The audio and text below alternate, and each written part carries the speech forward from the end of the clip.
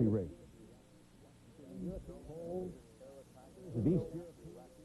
Watching the results of the latest air attacks against the Iraqis. We're watching bad weather moving in over Iraq and Kuwait, which could diminish some of the air attacks over the next 48-hour period. And of course, we'll continue to monitor the movement of U.S. ground forces near the Kuwaiti border. Our CBS News coverage of war in the Gulf continues.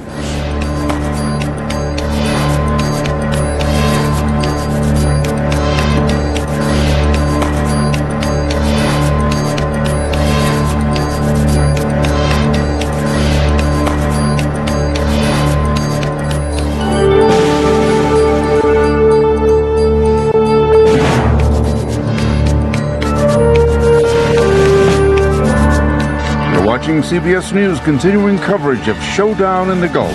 From CBS News headquarters in New York, here's Charles Osgood and Susan Spencer.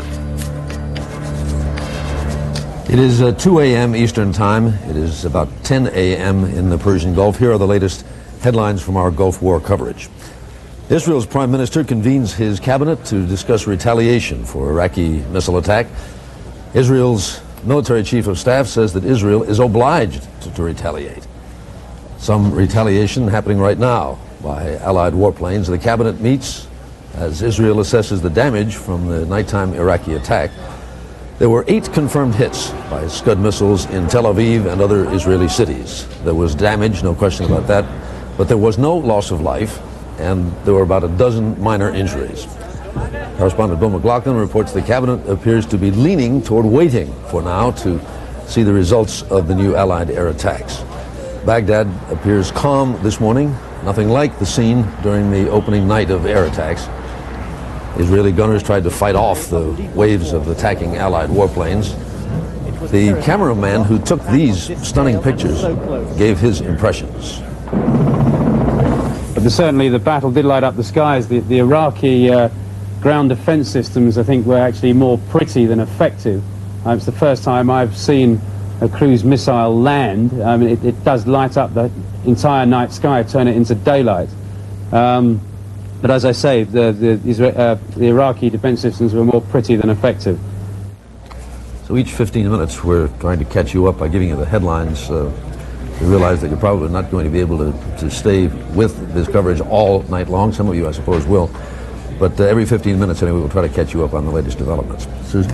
Charlie, Scott Pelley, CBS correspondent Scott Pelley is standing by in Bahrain with the latest from there. Scott, what have you learned there recently? Good morning, Susan. While the word apparently waits for Israel's reply to the overnight Scud missile attacks here in Bahrain in eastern Saudi Arabia, Saddam Hussein is receiving the reply of the United States and the Allied air forces here. All morning long, we have watched jet fighters and attack planes like European tornadoes taking off from this airbase, heading north, apparently into Kuwait and Iraq.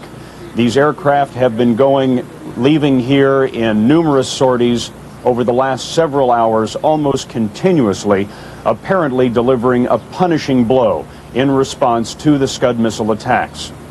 Early this morning, before dawn, there was a Scud missile attack on this location. It was photographed by a cameraman on top of a building near the airbase where we are here in eastern Saudi Arabia. Let's have a look at that videotape.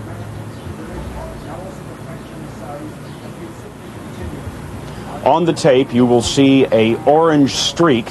That, we are told this morning by the Pentagon, is an American Patriot missile. The Patriot missile is capable of catching up with an incoming Scud warhead and destroying it.